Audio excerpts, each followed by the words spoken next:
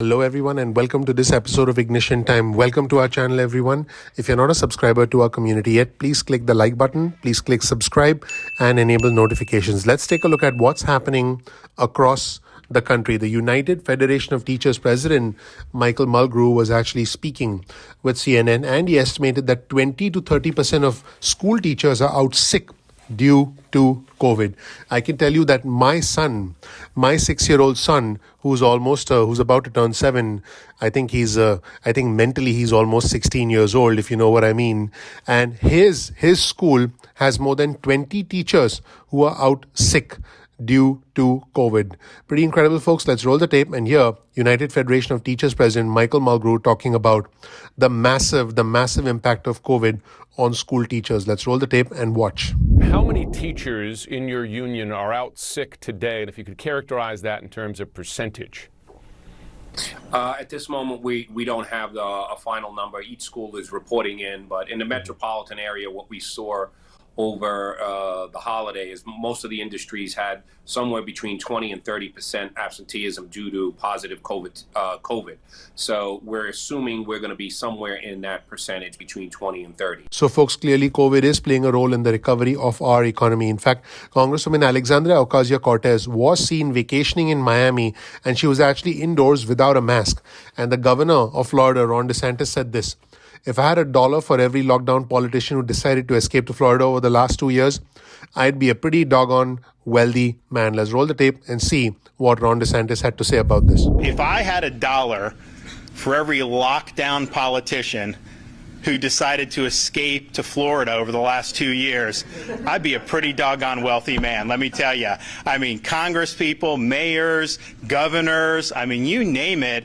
And it's interesting, though, the reception that, that some of these folks will get in Florida, because I think a lot of Floridians say, wait a minute, you're bashing us because we're not doing your draconian policies, and yet we're the first place you want to flee to basically to be able to enjoy life. And so I'm not surprised to see that continue to happen. And one of his own mayors, Miami Beach Mayor Dan Gelber, said this about Governor Ron DeSantis. He said he has made this a wedge issue. He's referring to Ron DeSantis' handling of COVID.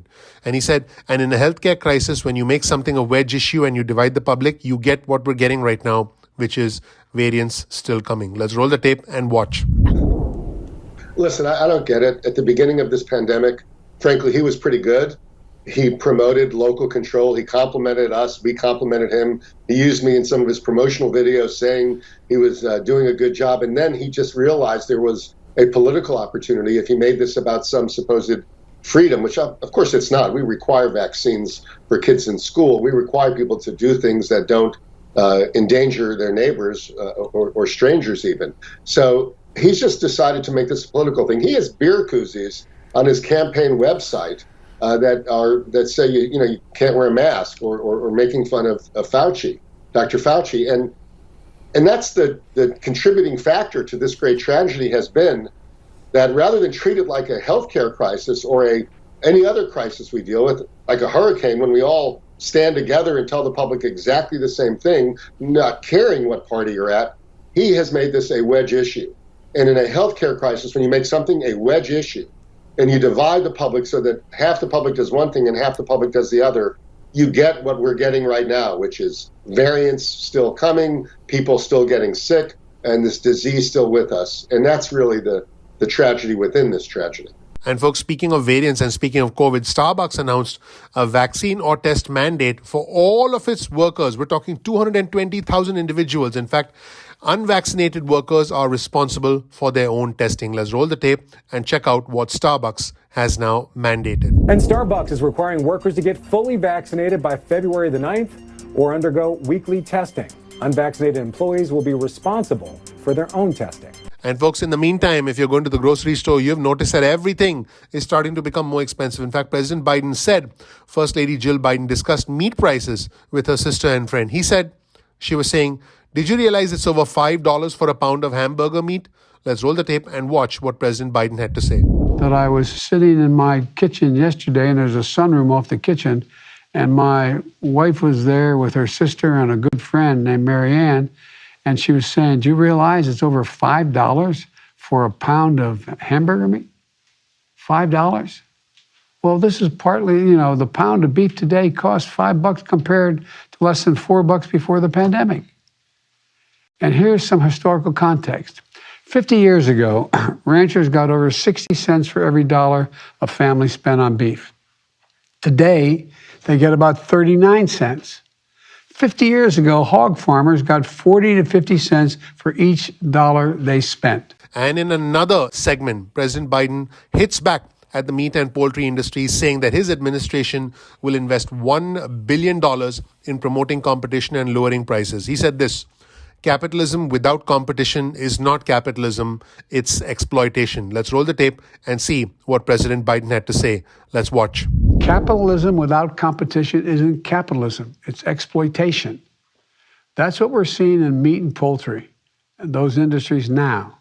Small, independent farmers and ranchers are being driven out of business, sometimes businesses that have been around for generations. And here's the headline of an article on your screen from CNN. White House investing $1 billion to boost competition in the meat processing industry. And this is an attempt to lower consumer prices. Let me know what you think of the Biden administration's efforts in this regard and whether you agree or disagree with this entire initiative. In the meantime, folks, Congressman Chip Roy, who's a Republican from Texas, attacked President Biden's vaccine or testing mandate. He said, let's focus on the 100,000 dead Americans from opioid overdoses and fentanyl pouring into our communities. Now, I want the congressman to know that 800,000 individuals have died from COVID in the last 2 years. I guess he left that part out. Now, I'm not saying that we don't have an opioid problem. I'm not saying we don't have a drug overdose problem. We've always had that in our country. But COVID has killed 800,000 people. Numbers don't lie. COVID has killed 800,000 people in the last 2 years. And let's see what Congressman Chip Roy, the Republican from Texas, had to say about this. Let's watch. And while the president is going around preening and yelling at the American people trying to enforce ineffective vaccine mandates, let's focus on the 100,000 dead Americans from opioid overdoses and fentanyl pouring into our communities. If you're watching this show, ladies and gentlemen, in your schools, in your community, is fentanyl coming in from Mexico, coming from China through the cartels. We need to do something about it and don't let this administration get away with it. And finally, speaking of Republicans, here's a Republican, the one and only Senator Rand Paul, the Republican from Kentucky, who's talking about his own New Year resolutions. And his New Year resolution is to quit YouTube. And he actually wrote a Washington Examiner op-ed. Rand Paul posted this video on YouTube back in August saying that the platform has decided to start censoring me and pulling down my videos. Let's roll the tape and watch what Rand Paul had to say. Well, I'm glad you're here watching my video on YouTube. The fact is, I don't know how long this will be up, since YouTube has decided to start censoring me and pulling down my videos. But don't worry, you can watch this video on rumble.com/RandPaul, where I post all of my content. Love to see you over at rumble.com. So that's where things stand, everyone. Thank you so much for watching. I appreciate you. Hope you learned something new. Please click the like button. Please click subscribe and enable notifications. I'm looking forward to seeing you in the next episode of Ignition Time. Take care. Bye.